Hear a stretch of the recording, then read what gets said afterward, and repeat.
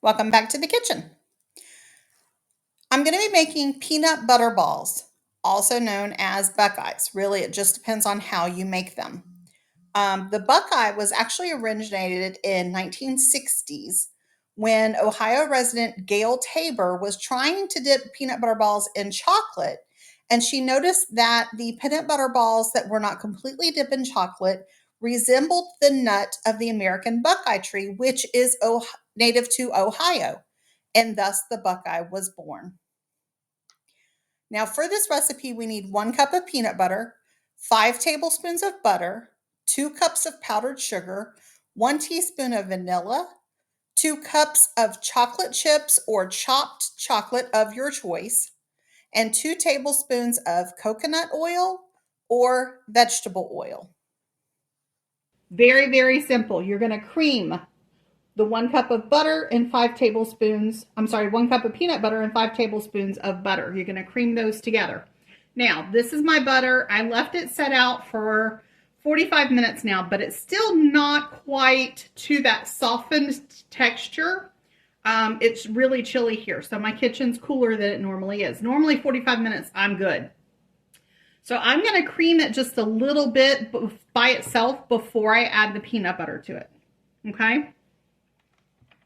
All right, that's just to get it to the softened stage so that it'll blend well with the peanut butter. Now, another thing, you absolutely want to get the peanut butter and butter blended really, really, really well together, because you don't want somebody taking a bite of peanut butter ball and they get a big old cube of butter. Now, my grandson would absolutely love that. He would just eat a stick of butter if we let him. Also, when you're measuring your peanut butter, make sure you're filling in like all the air holes. Look in what you're measuring in and make sure there's no air holes in here, because that'll take away some of the peanut butter from what you're measuring. Again, I'm doing a double batch. So this is 2 cups for me, but if you're following a single batch recipe, you're doing 1 cup. Your favorite peanut butter, guys, it doesn't matter. It's whatever your family favorite peanut butter is. You could even do a crunchy peanut butter if you want. If I did crunchy peanut butter in these, my family would just revolt. Okay, so you're going to blend these two together really well. Okay, you want to actually scrape your bowl down really well.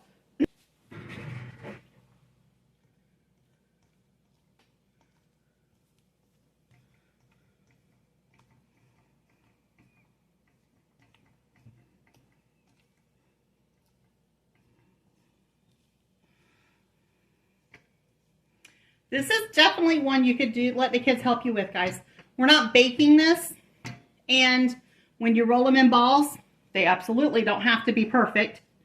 And your little ones can measure out. They can use the hand mixer, a great tool for them to learn how to use, and then they can help you roll them. All right. Now, this comes into play with your softened butter. The more room temperature and softened your butter is, the better it's going to meld or blend with your peanut butter. If your butter is not softened, you're going to have pieces of butter in there, and you'll see that. You'll see the contrast between the peanut butter and butter. You want them to basically emulsify and become one. Okay, now to this, you're going to add 1 teaspoon of vanilla. I'm going off book right now. Don't tell anybody, because I'm doing an experiment on my family. I'm going to add, instead of vanilla, I'm going to add just a touch of some local honey. Don't tell anybody. Don't go off book yourself the first time you make this, and put the vanilla in there. That should be enough. I'm going to see if they notice the difference, because my dad, when he eats pancakes, he loves peanut butter and honey. So I'm going to see how they like these, but I'm not going to tell them it's got honey in it. What I'm actually doing is I'm going to do a double batch with honey and a double batch with vanilla, the normal way, and see if they say anything. We'll see. I'll let y'all know. And then to that, we're going to add 2 cups of powdered sugar. You can add it a little bit if you at a little bit of time if you want. You can add it all at one time if you want. Start on low. or your powdered sugar is going to go flying. What I actually do is I take my mixer and start to mix it in just a little bit. Okay, and then low. Let me scrape down the sides. Mix that up. And at this point, wait until you can't see the flour before you start, or the flour. Wait until you can't see the sugar before you start making adjustments as far as adding more of anything or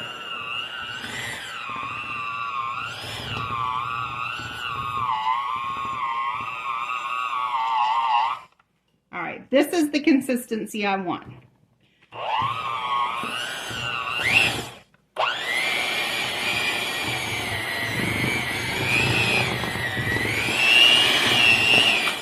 And I'll show you just in a minute. Just making sure I got all that powdered sugar in there. All right. So this is the consistency I want. It's not sticky to my fingers. And I can shape it, and it's going to hold that shape. If it's not coming to that consistency for you, add a little bit more powdered sugar, just a little bit at a time until you reach that consistency. Now at this point, you want to put a saran wrap, plastic wrap, whatever you want to call it, over your bowl, or a lid if your bowl has a lid. Put it in the fridge and chill it for at least 30 minutes, and then we'll come back and roll it. So we have our peanut butter ball mixture, and now I'm going to take a scoop. You can do this with a spoon. You can do this with your fingers. Just pinch off a piece and roll it with your finger, with your hands. I'm going to use a scoop just to, I want them kind of the same size, or roughly the same size. So I'm going to scoop it and then put it in my palms and roll it.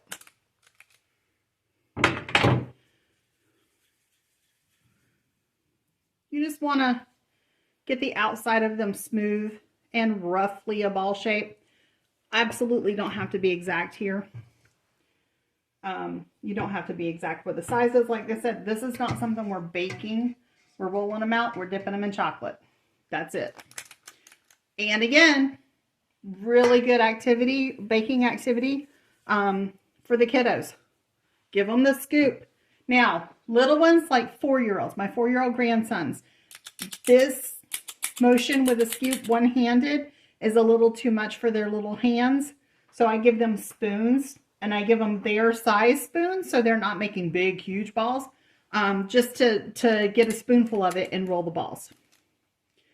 And when they're doing it, let them do it for themselves.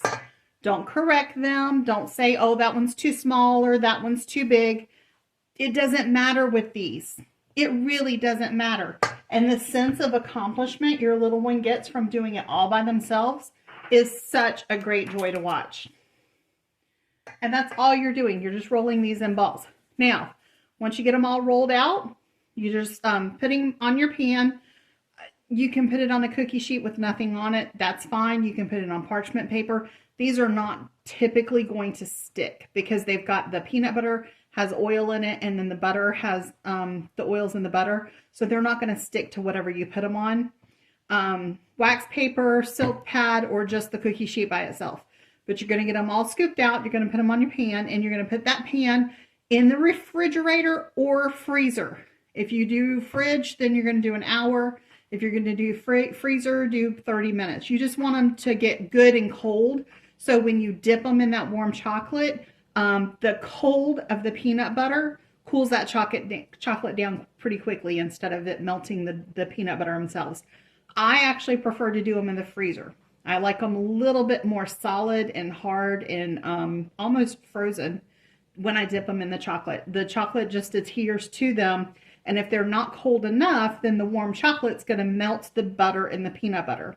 So get them cold, but not like rock hard frozen before you dip in the chocolate. So let me roll these out, get them in the freezer, and we'll be back and to dip them in the chocolate.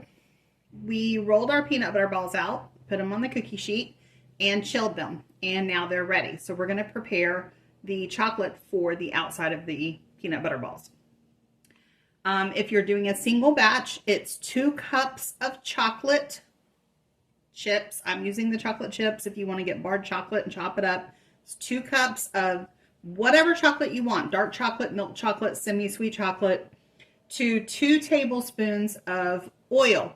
Now, I prefer using coconut oil in this recipe. However, I didn't realize I'd run out, so I'm just using some good old vegetable oil. You want a neutral tasting oil. Coconut oil helps it to thin just a little bit more and helps it set hard quicker. But vegetable oil will do the exact same thing. It will set hard. It just takes a little bit more time. So basically, we're just going to do our 2 cups of chocolate to 2 tablespoons of oil. Or if you're doing a double batch, 4 cups of chocolate to 4 tablespoons of oil. You're going to put this in the microwave for 30 seconds, stir it up, and then do 15 to 20-second intervals until the chocolate has melted thoroughly. Once your chocolate has melted thoroughly, then you're going to bring it out. You're going to let it sit for just a couple of minutes because you don't want it hot when you dip the peanut butter balls in or to melt the peanut butter. So let me get this melted and get our peanut butter balls out and we'll dip. Okay, we've got our chocolate melted. Now I want to go a little bit more in depth with the melting of the chocolate. You only want to do 15 to 20 seconds, and it's really depending on the power of your microwave. If you have a very powerful microwave, 15 seconds at a time, no more than that. If you don't have a very powerful microwave, you can probably get away with 20 seconds at a time, but you want to stir really well in between each interval, because a lot of times the residual heat that's in the chocolate will melt even the other chocolate even further. And you don't want to overheat this because your chocolate will burn. Once you have burnt chocolate, there's no coming back from it. You have to dump it and start all over. So this took, because I have 4 cups, I have a double batch, I have 4 cups of chocolate. So this took a total of about 2 minutes and 15 seconds. And especially towards the end, definitely mix your chocolate, stir your chocolate up really, really well in between, because like I could have done another 15 seconds, but once I finished stirring, all of that chocolate that I saw had melted in. So I'm ready to dip, okay? Let me actually move this over here. And I've taken my peanut butter balls out right before you're ready to dip because you don't want them to warm up. I'm just going to use 2 spoons. You use whatever, a fork if you have one of those little candy dippers. If you're going for Buckeyes, you could put a toothpick down in there, lift it up, dip it, and put it back. And I'll show you the difference between a Buckeye and a peanut butter ball. So I'm just using 2 spoons. Dip it. You don't want the peanut butter ball in your warm chocolate too long because that peanut butter will start melting. And boom. Okay. And that's all we're doing. And I'll show you a Buckeye real quick.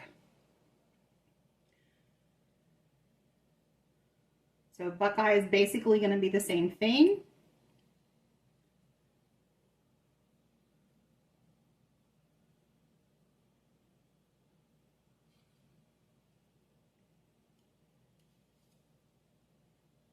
You're just not dipping it in the chocolate all the way.